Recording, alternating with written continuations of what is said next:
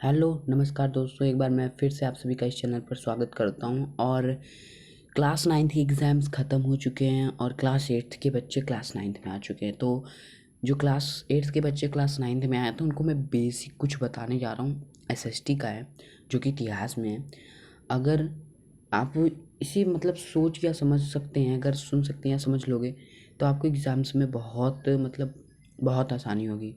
फिर अगर आप ये पॉइंट्स अगर पढ़ लोगे ना, एक बार नहीं 3 बार अगर ये मेरी वीडियो आप देख लोगे ना, जो मैं बताने जा रहा हूँ आज, तो अगर आप एग्ज़ाम में कुछ नहीं पढ़ कर जाओगे और ये जो मेरी 3 वीडियो यही बस देख कर सुन कर जाओगे ना, पास हो जाओगे कसम से, अच्छे खासे नंबर से पास होगे। तो शुरू करते हैं बिना किसी देरी के। तो सबसे पहला पॉइंट है, 18वीं शताब्दी के दौरान फ्रांसीसी समाज 3 वर्गों में विभाजित था। फ्रांसीसी समाज 3 वर्गों में विभाजित था 18वीं शताब्दी के बाद। पहला प्रथम स्टेट, दूसरा तृतीय स्टेट, तीसरा तृतीय स्टेट। तो प्रथम स्टेट जिसमें चर्च और पादरी आते थे, द्वितीय स्टेट जिसमें फ्रांसीसी समाज का कुलीन वर्ग आता था, और तीसरा स्टेट जिसमें बड़े व्यवसायी, व्यापारी और बड़े अमीर लोग, वकील और किसान, कारीगर, ऐसे लोग आते थे। तो नेक्स्ट पॉइंट है, लगभग 60% जमीन, 60% जमीन कुलीन और चर्च और तीसरे स्टेट के अमीरों का अधिकार था। नेक्स्ट पॉइंट, तृतीय स्टेट के चर्चों द्वारा वसूले जाने वाला कर था टाइद। जो तृतीय स्टेट के चर्च थे, जैसे जिसमें बड़े व्यवसायी, व्यापारी, अदालती कर्मचारी, वकील आते थे, इनके द्वारा वसूले जाने वाला कर था टाइद। और जो तृतीय स्टेट के सरकार द्वारा वसूले जाने वाला टैक्स था टाइल।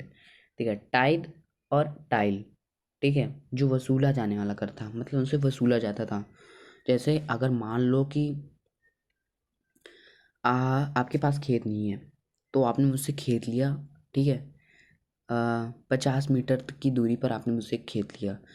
तो आप उस खेत में जैसे अगर आप उस खेत में कुछ भी पैदा करते हैं, जैसे गेहूँ, चना, मटर, जो भी हो गया, अगर आप पैदा करते हैं तो उसमें मैं वसूलूँगा, मेरा हक है पूरा। मैं तुमसे पैसे नहीं ले रहा हूँ उस खेत के बदले, मैं तुमसे उस खेत के बदले तुमसे अनाज वसूल रहा हूँ।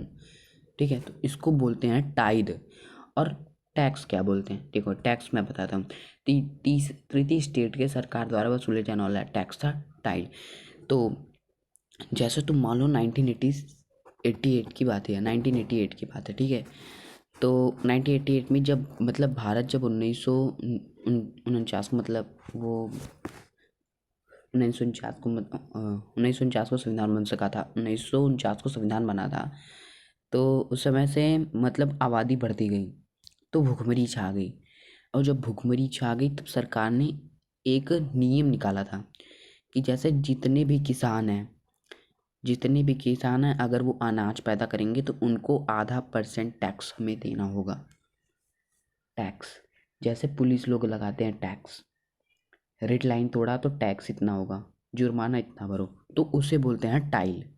तो मैंने कंफर्म करवा दिया। अगर आप नहीं सुन सकते एक बार वीडियो पीछे करिए फिर दोबारा सुनिए। तो नेक्स्ट पॉइंट है, प्रथम 2 स्टेट्स, पादरी वर्ग और कुलीन वर्ग के लोगों को जन्म से कुछ विशेष अधिकार प्राप्त थे। जो प्रथम स्टेट थे ना, जो प्रथम प्रथम के 2 स्टेट हैं, प्रथम के 2 स्टेट चर्च और पादरी, प्रथम के 2 स्टेट चर्च और पादरी और कुलीन वर्ग, ये तृतीय स्टेट। इसका कहने का मतलब है प्रथम 2 स्टेट, प्रथम स्टेट और द्वितीय स्टेट, ठीक है। तो इसमें जो पादरी वर्ग और कुलीन वर्ग को जन्म से ही कुछ विशेष अधिकार प्राप्त थे। जैसे राज्य में जो सरकार टैक्स नहीं वसूलती थी, अनाज पे टैक्स, ठीक है, तो यहाँ से वहाँ पर जाने पर टैक्स, तो उन सबसे इनको छूट थी। प्रथम स्टेट और द्वितीय स्टेट को टैक्स सरकार टैक्स नहीं वसूलती थी प्रथम स्टेट और तृतीय स्टेट से, तो इनको छूट थी। और फिर नेक्स्ट पॉइंट देखते हैं, राज्य के सभी टैक्स केवल तृतीय स्टेट द्वारा वहन किए जाते थे। राज्य केवल तृतीय स्टेट के लोगों से टैक्स वसूलती थी, क्योंकि तृतीय स्टेट में जिसमें बड़े व्यवसायी, व्यापारी, अदालती कर्मचारी, वकील, किसान, कारीगर, भूमिहीन मजदूर आते थे, तो इनसे टैक्स वसूला जाता था। क्योंकि ये ना अमीर थे और ना ये गरीब थे। इनके पास खेती भी अच्छी खासी थी और अनाज भी अच्छा खासा पैदा होता था, तो इसलिए इनसे टैक्स वसूला जाता था। और रही बात प्रथम स्टेट और द्वितीय स्टेट में, प्रथम स्टेट में चर्च और पादरी आते थे जो कि चर्च में काम करते थे, और द्वितीय स्टेट में जिसमें फ्रांस का कुलीन वर्ग आता था, जो कि बहुत बड़ी बात है, तो उनसे सरकार टैक्स नहीं वसूल सकती। उनसे सरकार केवल टाइथ, उनसे सरकार केवल उनसे सरकार उनसे सरकार कुछ और वसूला करती थी, बट जो तृतीय स्टेट के लोग हैं उनसे टैक्स वसूला जाता था। तो आगे देखते हैं।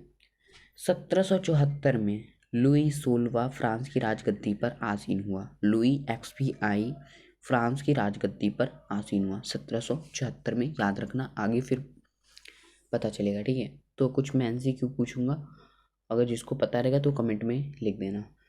तो सबसे पहले देखते हैं हम 1774 में लुई 16वां फ्रांस की राजगद्दी पर आसीन हुआ।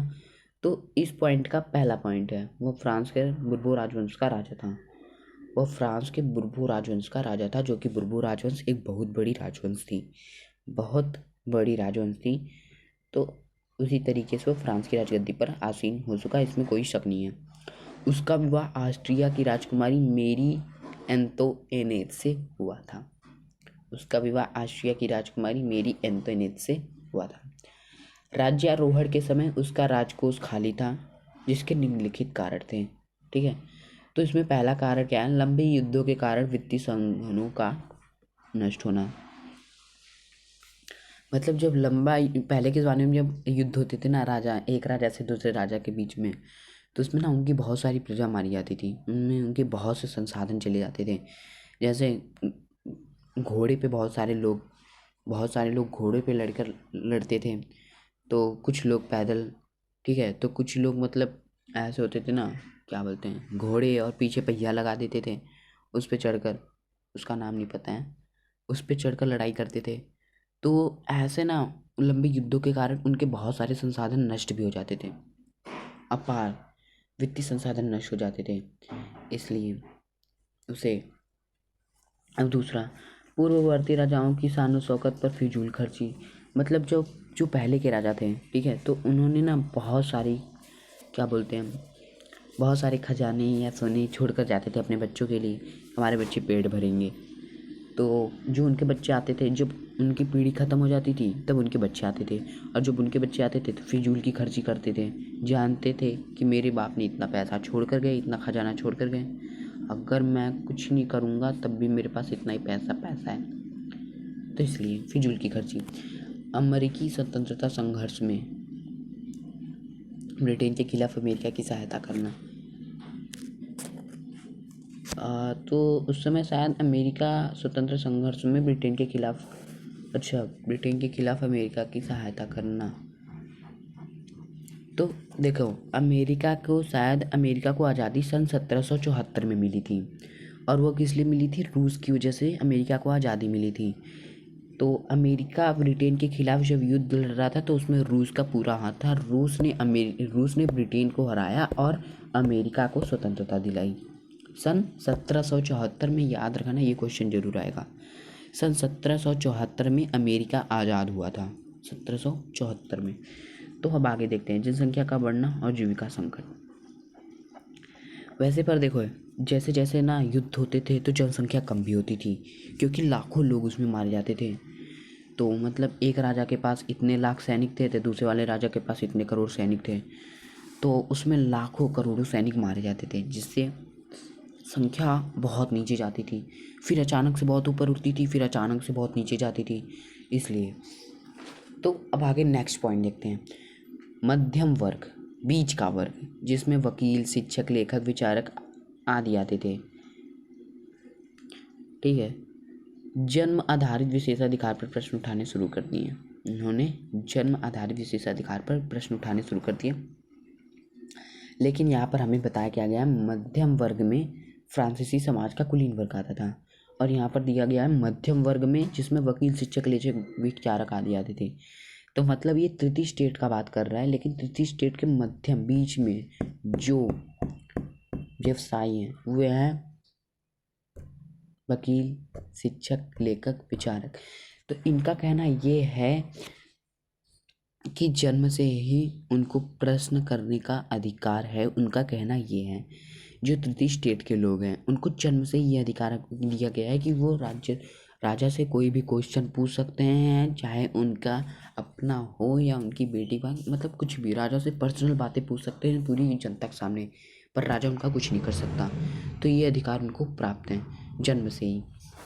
तो अब आगे देखते हैं। बढ़ते कर्ज के दबाव में लुई गटप ने 5 मई 1789 को एस्टेट जनरल की बैठक बुलाई ताकि नए करों की मंजूरी ले जा सके।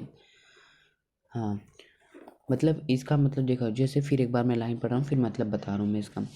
बढ़ते कर्ज के दबाव में लुई गटप ने 5 मई 1789 को एस्टेट जनरल की बैठक बुलाई ताकि नए करों की मंजूरी ली जा सके। अब यहाँ पर बढ़ते कर्ज के दबाव में लुई गटप क्यों कहा गया? बढ़ते कर्ज के दबाव में देखो, बढ़ते कर्ज के दबाव इसलिए जब ब्रिटेन और अमेरिका का लड़ाई हुआ, तो रूस का उसका पूरा हाथ था, और रूस ने उसका अच्छा खासा नुकसान किया था। किसका? ब्रिटेन का।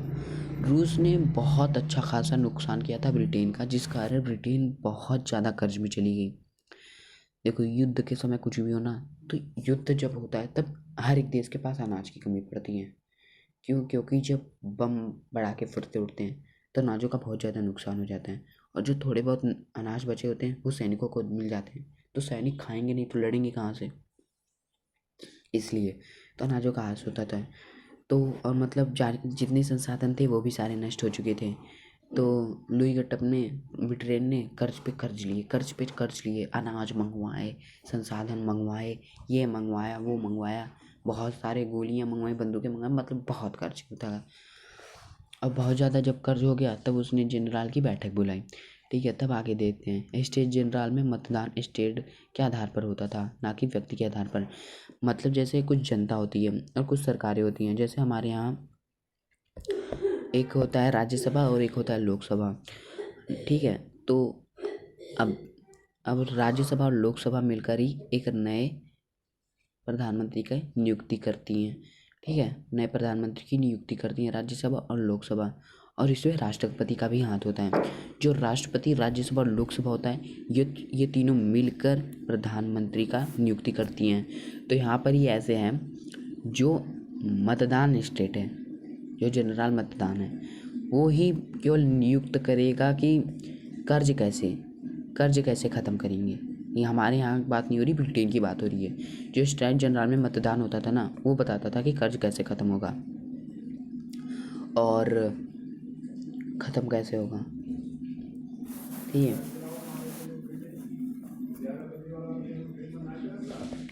कैसे ख़त्म होगा, ना कि ना कि व्यक्तियों के आधार पर।